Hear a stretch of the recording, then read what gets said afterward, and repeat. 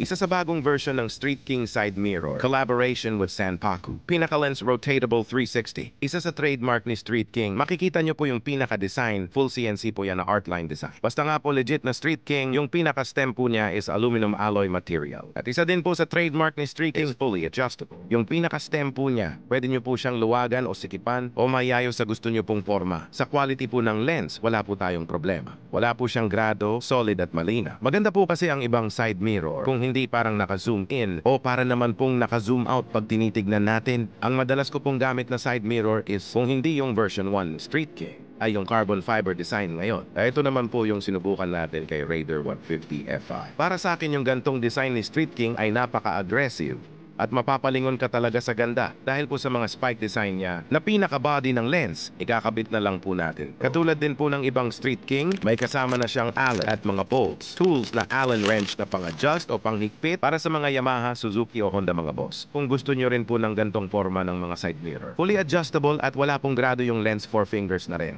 At walang huli sa LTO. Check nyo po yung yellow basket ni Tanta. Maraming salamat po mga boss. Ride safe!